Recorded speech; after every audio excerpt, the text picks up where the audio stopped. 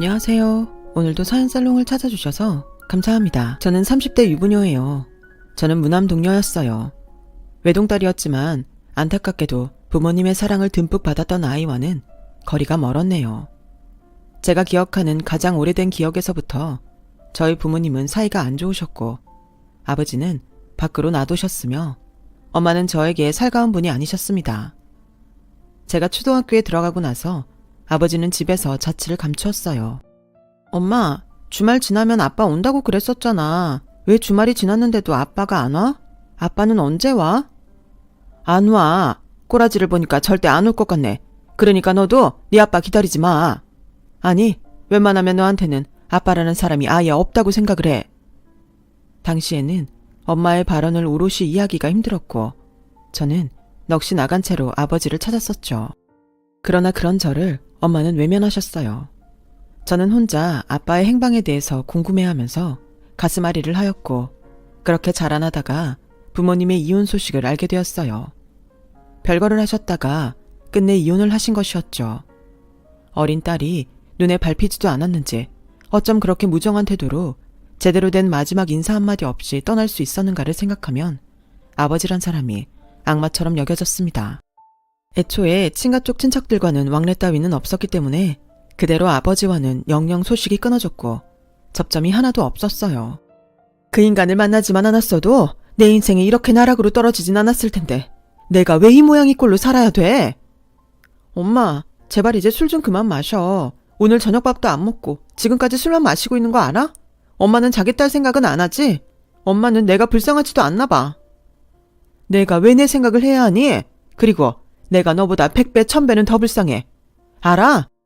저는 커가면서 엄마 때문에 숨이 턱턱 막혀왔습니다. 뭐든지 상황을 꼬아보고 금세 시리에 빠지고 술에 의존하려고 드는 엄마를 보면서 저도 점차 미쳐가는 것만 같았어요. 집구석에 돈이 있을 리는 만무하였습니다. 하도 돈을 빌려댔더니 외가 쪽 친척들한테는 결국 절연당했어요. 빌려준 돈을 안 받아도 되니까 앞으로 제발 연락 좀 하지 말아달라면서 하나같이 저희 모녀에게 그러더군요. 저는 지독한 가난 그리고 애정결핍 상태에서 학창시절을 지났습니다. 문제집을 사비로 사본 적도 없었고 매점은 한 달에 기껏해야 2번 정도 갈 수 있는 곳이었으며 비가 오지 않는다면 무조건 등하교를 걸어서 했어요. 버스비조차도 아까웠거든요. 입시학원 한번 다니지 않고 저는 수능시험 공부까지 해서 대학에 들어갔습니다. 알아주는 곳은 아니었어요. 다만 장학금이 나오길래 선택한 곳이었죠. 네가 무슨 능력이 있어서 대학생활을 하겠다는 건지 모르겠다. 대학 나오면 고졸보다 더 좋은 직장 다닐 수 있는 건 확실하니? 엄마는 그 얘기를 도대체 몇 번째 하는 거야? 아무리 그래도 고졸보다는 대졸이 나아. 내가 학기마다 장학금 타고 생활비는 아르바이트해서 충당하면 되니까 걱정하지 마.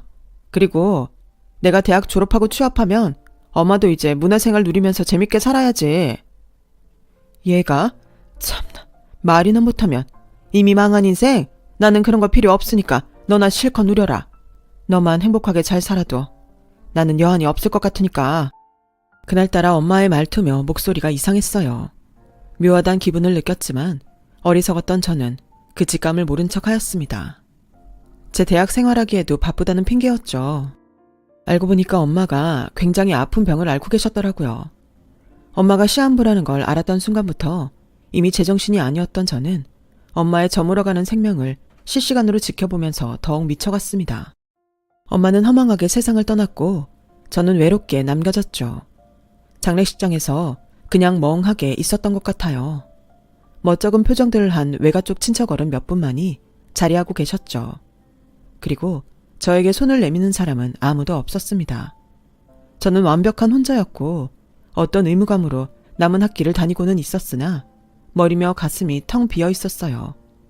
그냥 일상의 모든 게 지겹고 아무런 의미도 느껴지지 않더군요. 스스로는 결코 빠져나올 수 없는 우울의 구렁텅이에 빠져 있던 저. 그런 저를 알아봐주고 손을 내밀어준 사람이 믿을 수 없게도 존재하더군요. 딱 그 한 명이 저를 구원해 주었어요. 바로 저의 남편입니다. 대외 활동을 하다가 건너 알게 되었던 사이인데 안지는 2년 정도 되었지만 아무런 관계의 발전도 없었거든요. 그런데 남편이 우연히 제가 얼마 전에 모친상을 당했다는 소식을 접하곤 저를 만나러 왔던 겁니다. 얘기 듣고 나니까 너무 신경이 쓰여서 미치겠더라. 네가 전에 분명히 외동이라고 했던 걸 들었던 것 같아서 형제 자매도 없이 모친상 치르려니 힘들었겠다. 아버님도 심정이 많이 어려우시겠네. 아니에요, 오빠. 사실 저는 아빠가 없거든요. 아주 어릴 적에 부모님이 이혼하셔서 내내 편모 가정에서 자라왔어요. 일부러 숨기려고 한 건 아닌데 어쩌다 보니 주위에 아빠 없단 사실을 숨긴 꼴이 되었네요.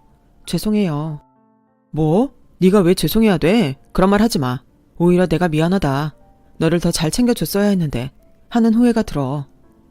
저는 남편이 저를 왜 그렇게 신경 쓰나 했더니 자기도 모르는 새에 저를 좋아하고 있던 모양이었어요. 남편이 그때 저에게 성큼 다가와주지 않았다면 분명히 남은 학업을 마무리하지 못했을 겁니다. 남편 덕분에 비록 제 성적은 개판이었지만 간신히 대학 졸업장을 따낼 수 있었죠. 자연스럽게 연인으로 발전한 저희 두 사람은 남편이 취직과 동시에 저에게 청혼을 하면서 급물살을 타게 되었습니다. 과연 나란 사람이 결혼을 해도 되는 것인가? 전적으로 상대방에게 의지하는 사람이 결혼을 할 수 있을까? 하는 의문이 스스로 들어서 사실은 청혼을 거절했었어요. 하지만 이런 저도 좋아 죽겠다면서 꼭 결혼하고 싶다는 남편의 강한 결심에 저도 결국은 마음이 흔들렸습니다. 저는 외롭게 자라왔기 때문에 내심 결혼해서 시댁 식구들이 생긴다면 좋겠다는 계산도 있었네요. 하지만 이것은 저의 우판이었어요.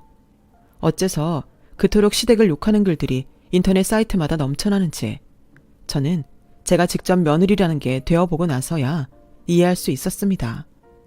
우선 남편에게는 여동생, 그러니까 저에게는 시누이 되는 사람이 있었고요. 시아버지께서는 지병을 앓고 계셔서 거의 댁에서만 지내시는 분이었어요. 아픈 남편의 수발을 들며 살다 보니까 성격이 괴팍해지셨던 걸까요?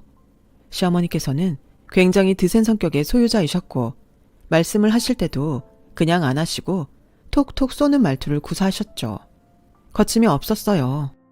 참나, 별꼴을 다 보겠네. 그러니까 천에 고아에다가 가진 것도 쥐뿔이 없는 아가씨라는 거잖아. 엄마, 내가 그런 것들 미리 다 말씀드렸는데 지금 와서 왜 이러시는 거예요?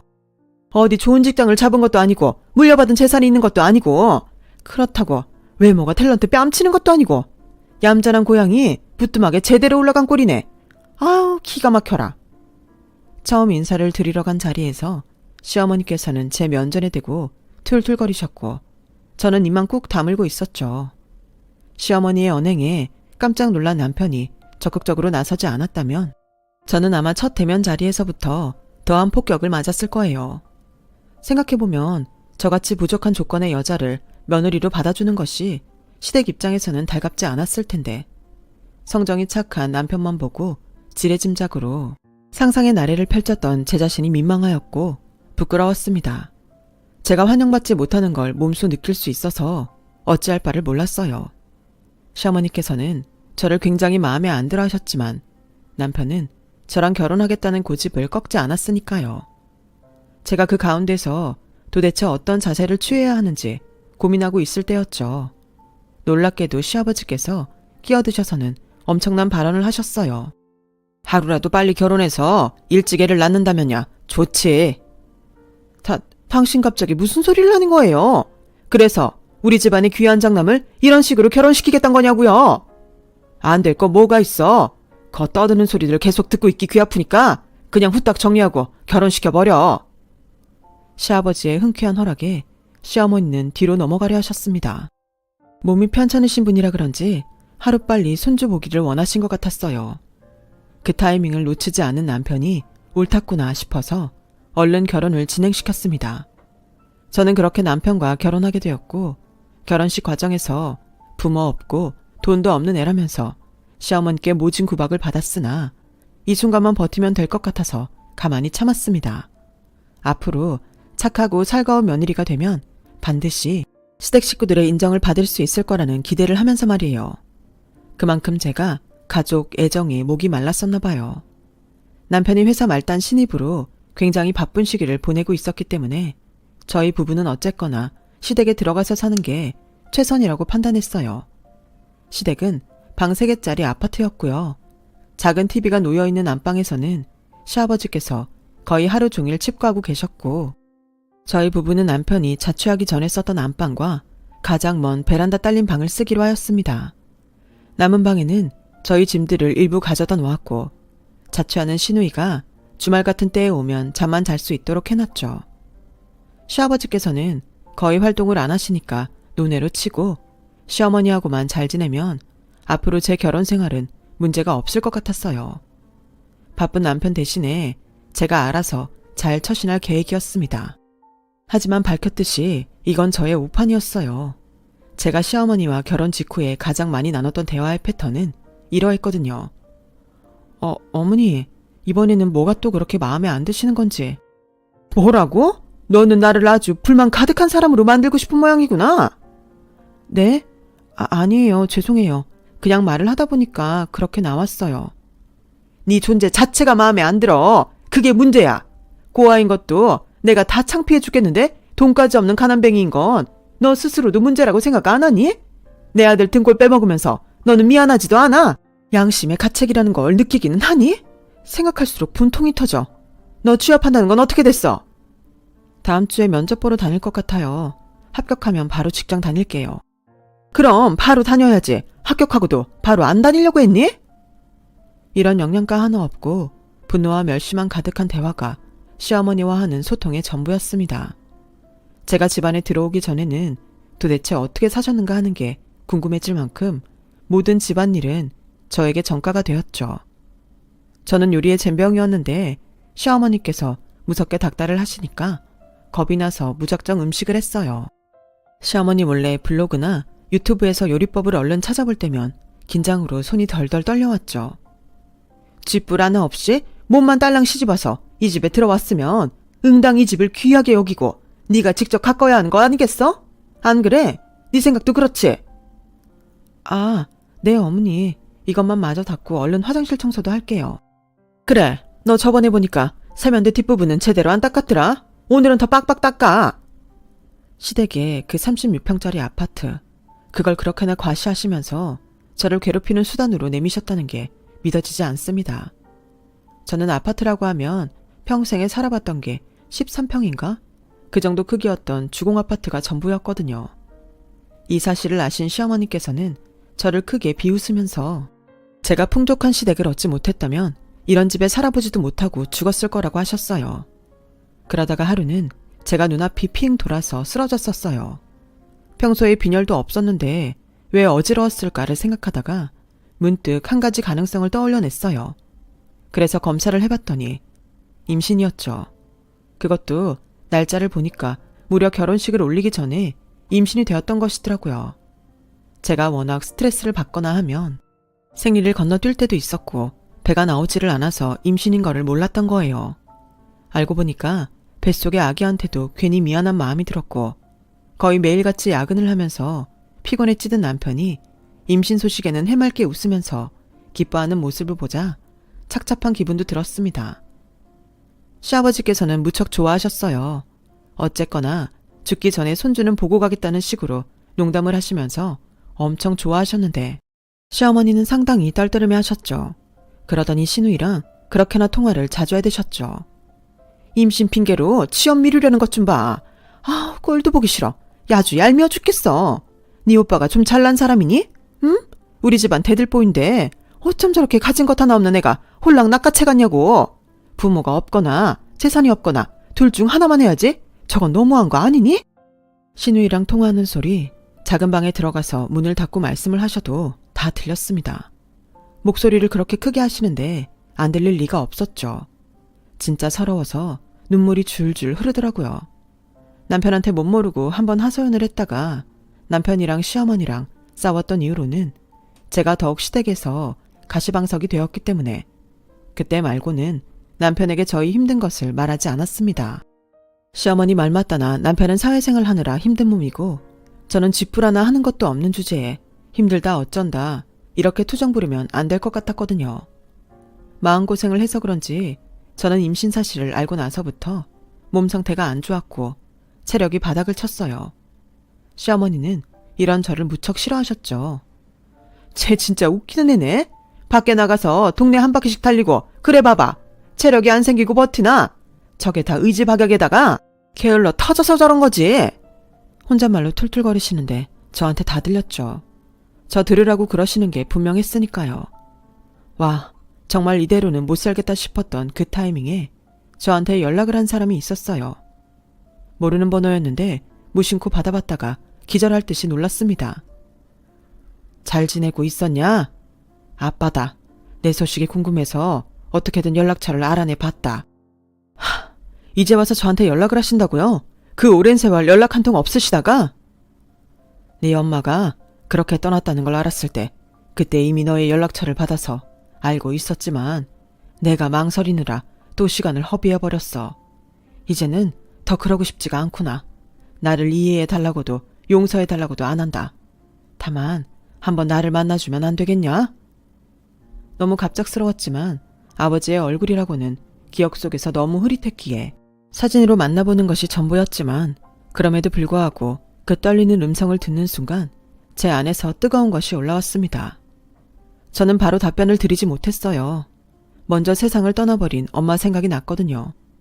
아버지만 아니었다면 엄마가 그 고생을 하다가 병을 얻어 돌아가시지는 않았을 거라는 생각이 자꾸만 저를 잡았습니다.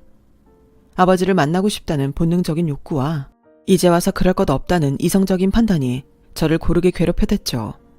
그런 고민 때문인지 저는 입맛도 잃고 더욱 수척해져 갔는데 그런 저를 보며 시어머니께서는 되려 짜증을 내시더군요. 저는 왜 또 저러시나 싶어서 무시하려고 하였지만 시어머니께서는 보통 약이 오르신 상태가 아니었지요. 너 요즘에 일부러 그러는 거지?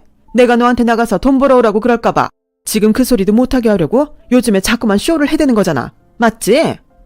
네? 아니에요 어머니. 제가 무슨 그냥 컨디션이 안 좋아서 그런 거예요. 컨디션이 안 좋을 일이 뭐가 있다고 너는 유난을 떨어. 내 아들한테 동정심 얻어내려고 수쓰는 걸 내가 못 알아볼 줄 알고?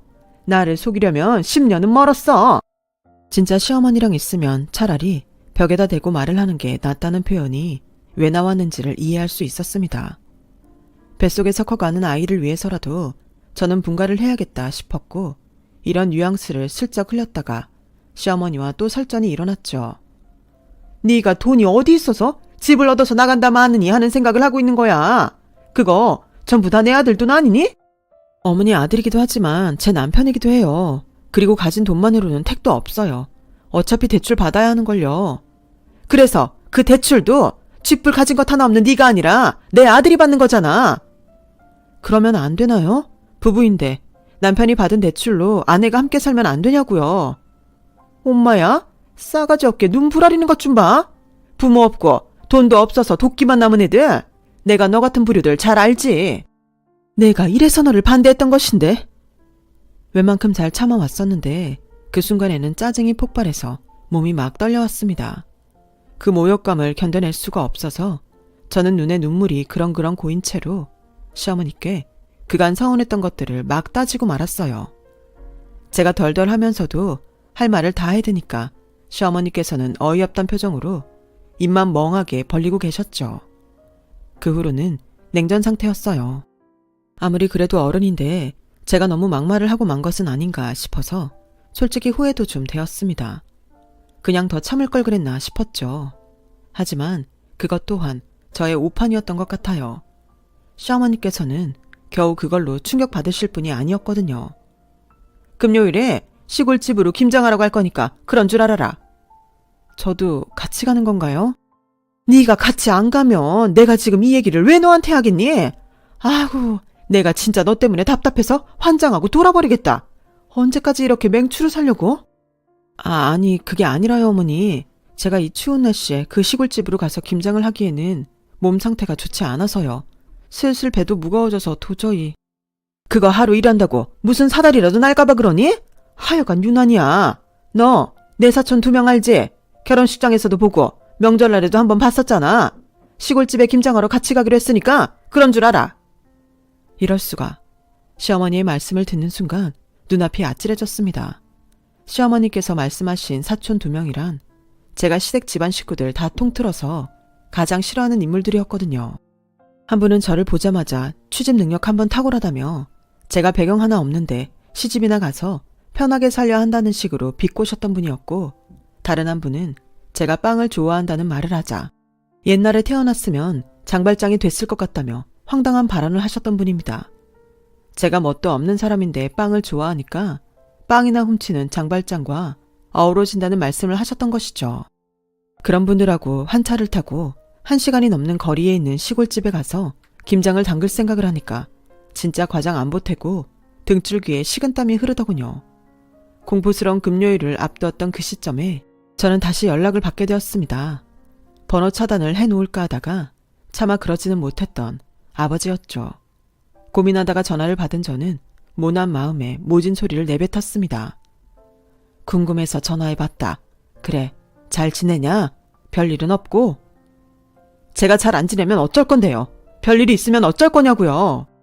날카롭게 받아치고 말았는데 잠시 침묵을 지키신 아버지가 이윽고 꺼낸 한마디에 저는 무너져 내리고 말았습니다. 그럼 내가 도와줘야지. 어떤 어려움이든 내가 해결해줘야지. 그 도와준다는 말을 듣자마자 저는 완전히 무너져서 엉엉 울고 말았어요. 아파트 단지를 올라가던 중이었는데 그냥 그 자리에 주저앉아서 지나가던 이웃 주민들이 보든 말든 숨 넘어가게 울었습니다. 아버지께서는 그저 제가 다 울 때까지, 울음소리가 잦아들 때까지 저를 기다려주셨어요. 그것만으로도 큰 도움이 돼서 저는 후련하게 다 운 다음에 아버지께 부탁을 드렸죠. 그것은 제 딴에는 엄청난 용기를 수반하는 행위였어요. 이윽고 김장하기로 한 당일 아침 대바람부터 시어머니의 사촌 2분이 시댁으로 방문을 하였습니다. 차 한 대로 같이 갈 요량이었기에 그렇게 한 것이었는데 아니나 다를까 2분은 저를 보시자마자 시어머니와 합세하여서 사람 자존심을 살살 갉아먹는 소리들을 하셨습니다. 가정 환경이 그래가지고 김장하는 걸 본 적도 없다면서 우리가 오늘 김장이 뭔지 제대로 알려줘야겠는데? 돈 많은 집들은 사 먹기도 하지만 그런 경우도 아니었으니 김장김치나 옳게 먹어봤겠어? 분에 넘치는 집안에 시집와서 호사를 누리네? 세 분이 깔깔거리시든 말든 저는 평온한 미소로 상대해드렸죠. 준비를 다 마치고 엘리베이터를 타고 1층에 내려왔을 때 저희 앞에서 갑자기 멈춰선 차량 한 대 때문에 저희는 모두 발걸음을 멈춰 세워야만 했어요. 까만 벤츠의 운전석에서 젊은 사람이 하나 내리더니 차 뒷문을 여니까 캐주얼한 정장 차림에 커다란 키, 중후한 매력이 뿜어져 나오는 신사한 분이 내리더군요. 저 사람이 분명 제 아버지가 맞다는 사실에 압도되어서 저는 말문이 막혔어요. 아버지의 모습에 본인들끼리 빠르게 이 아파트에서는 못 보던 얼굴이다. 차 비싼 거 팔아. 쑥덕거리셨던 세 분은 그 당사자가 저에게로 곧장 걸어오자 금세 어리둥절해지셨습니다. 우리 딸, 아빠랑 오늘 백화점 가기로 해놓고 잊어버린 것 같아서 직접 데리러 왔다. 아버지가 씩 웃으시면서 그렇게 말씀하신 순간 저는 제 옆에서 비명에 가까운 숨을 들이키는 시어머니의 소리를 똑똑히 들었습니다. 제가 입을 떼기도 전에 아버지가 먼저 시어머니 쪽을 바라보며 말씀하셨어요. 아, 처음 뵙겠습니다, 사부인. 그간 사정이 있어서 인사가 늦었네요. 예? 그럼 저희 며느리의 부친 되시는? 맞습니다. 제가 우리 딸아이 아버지 되는 사람입니다. 워낙 딸아이가 어릴 적에 이혼을 했던지라 소식이 끊겼다가 얼마 전에 연락을 하게 되었고요. 제가 형편이 좀 많이 넉넉한지라 딸아이한테 도움을 주고 싶었는데 워낙 딸아이가 자립심이 강해서 거절을 하지 뭡니까? 아버지가 능청스레 말씀하시는 사이 시어머니는 물론이고 그 사촌분들의 안색이 어느새 창백해져 있었어요. 그런데 임신했다는 얘기까지 들으니까 제가 도저히 가만히 있을 수가 있어야 말이죠. 제가 마침 오늘 시간이 나서 딸아이 데리고 백화점이나 한 바퀴 돌까 하는데 제가 데리고 가도 괜찮으시겠죠? 예. 저희가 원래는 며느리랑 다 같이 김장을 하러 가는 길이었기는 한데. 김장이요? 상당히 아기자기하게 사시는군요. 보기 좋습니다. 돈으로 충당할 수 없는 단란한 맛도 좋죠. 그런데 저희 딸아이는 빼주세요. 임신한 며느리에 대한 배려가 넘치는 분이라면 응당 그러실 줄로 믿습니다. 안 그렇습니까, 사부인? 부드러운 말씨를 구사하고 있지만 압도적인 카리스마를 뿜어내는 아버지 앞에서 시어머니는 아무 말도 못하셨어요. 아버지가 손으로 제 어깨를 감싸시며 벤츠 차량 앞으로 에스코트를 하시는데 뒤통수에 꽂히는 열렬한 시선들이 느껴졌죠. 저는 시댁 3인방에게 아무런 설명도 하지 않은 채 그저 아버지의 차에 올라탔고 그대로 그곳을 벗어났어요.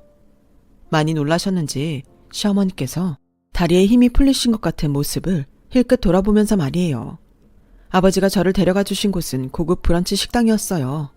그곳에서 마주 앉아 식사를 하며 이런저런 대화를 나누었습니다. 아버지는 엄마와 극심한 성격 차이를 겪고 그로 인해 결혼 생활에 지독한 염증을 느껴서 어렸던 저를 챙기지 않은 채 그대로 떠나셨던 분이었죠. 새로운 인생을 살고 싶다는 강렬한 열망을 바탕으로 노력하신 끝에 부와 명예를 한꺼번에 움켜쥔 주인공이 되기도 한 분이셨고요. 거의 준재벌급이라고 할 수 있는 집안의 여자와 재혼까지 하셨고 그 사이에 자식도 한 명 보셨더라고요. 놀랍게도 그 집에서 저를 챙겨주고 싶다고 했대요. 그래서 아버지가 저에게 어떤 금전적인 지원을 해주든 다 동의하겠다고 밝혀왔다는 이야기를 듣고 믿을 수가 없어서 눈물을 흘렸습니다. 그간 네가 힘들고 외롭게 살아왔다는 것을 알게 된 이상 내가 너에게 해주지 못했던 것들을 이제라도 다 해줘야겠다는 생각만 드는구나. 앞으로는 네가 원 없이 누리면서 살았으면 한다. 아버지가 눈물을 훔치시며 말씀하셨을 때 제 안에 남아있던 응어리들이 녹아내렸습니다.